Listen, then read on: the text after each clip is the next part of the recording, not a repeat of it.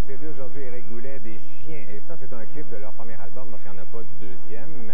Bienvenue au cimetière, Éric. Il y en aura peut-être un clip. On travaille dessus. Oui.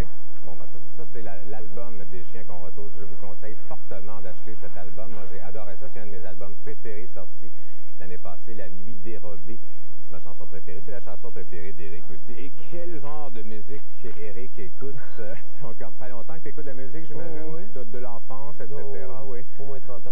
Au moins 30 ans, d'accord. Et Beck est ton premier choix? Oui. C'est pas, en fait, c'est le premier. Ben, c'est un de tes choix. Tu ne peux pas en apporter juste 5, en apporter plusieurs autres. Hein. C'est ça.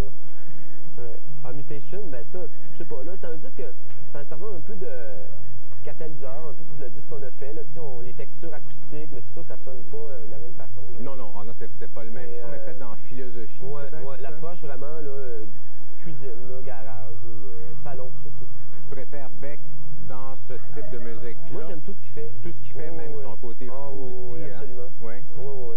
Mais je crois que celui-là représentait plus un peu l'esprit de... Ben ça, on revenait un peu à Mellow Gold avec cet album-là. C'est ça. Plus, les œuvres d'art à l'intérieur sont quelque chose. Ben oui.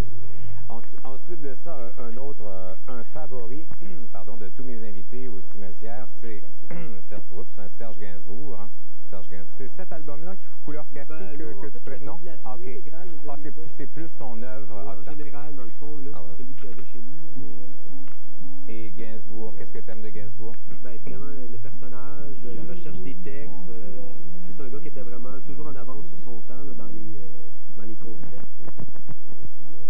C'est un grand. Est-ce que tu possèdes plusieurs disques de Gainsbourg? Oui, je trouve avoir un peu cette série-là. Il y a comme 3 albums là, qui sont par thème. Le jazz, la musique latine, américaine, puis la musique 60s.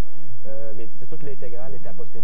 Mais c'est un grand innovateur. Il a fait de la musique reggae avant bien des Blancs là, oui, dans les années 70. Avec les musiciens de Jamaïque aussi. Non, lui, il allait à New York, en Jamaïque, pour enregistrer, puis il a réinventé un peu la façon dont on parle ou dont on chante en français. Et ça donne, si vous aimez Gainsbourg, je sais qu'en France, ils font la réédition de son œuvre au grand complet. À demander pour Noël. Donc, c'est ça, pour Noël. Je ne sais pas si ça va sortir ici, probablement, parce que c'est tout de même Serge Gainsbourg.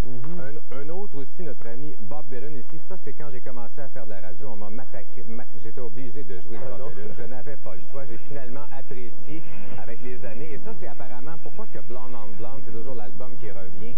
Ben, c'est un album de première, tu sais, c'est un des premiers albums doubles de l'histoire du pop, entre autres, puis il y avait plein de classiques là-dessus, là, des chansons, ben, justement, comme Rainy Day Woman, mais il y a aussi des chansons, tu sais, comme, je sais pas, moi, One of Us Must Know, tu sais, je sais pas, il y a toutes des tunes, là, c'est des univers, là, complètement psychédéliques aussi, là. C'est là-dessus qu'il faut connaître absolument Bob Dylan, là? Ben, au moins, ce disque-là, ouais. Au moins celui-là. Ah ouais.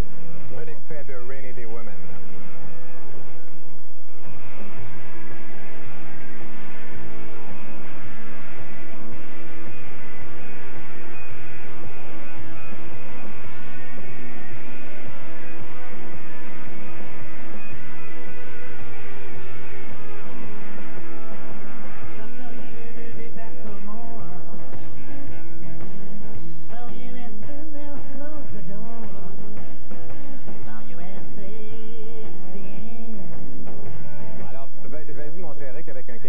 Sur chacun de ces disques. J'en ai 4. Ben ça, c'est un classique, c'est sûr.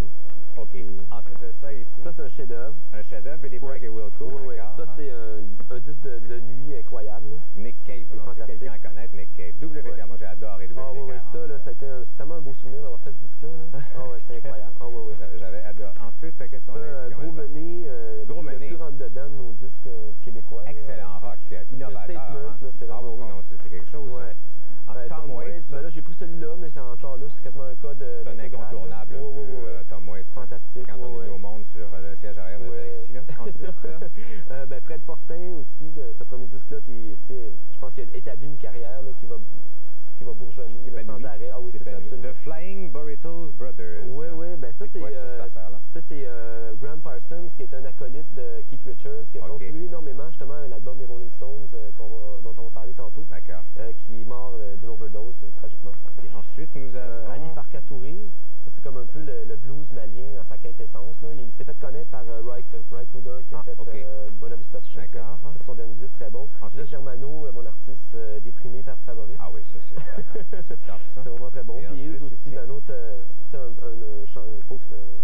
chanteur, folk singer.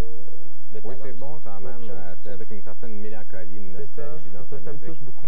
Ensuite, The Velvet Underground, le groupe dont on entend toujours parler, qui revient toujours, qui a marqué tant de monde, hein, je pense, ça. Ça, c'est, ouais, c'est tellement, je sais pas, c'est un trip tout croche, tu sais, mais en même temps, c'est une ambiance, puis la façon dont Lou Reed parle, tu sais, de la ville, tout ça, moi, c'est quelque chose qui me touche beaucoup, tu sais, en tant que citadin. C'est aussi peut-être le premier groupe alternatif.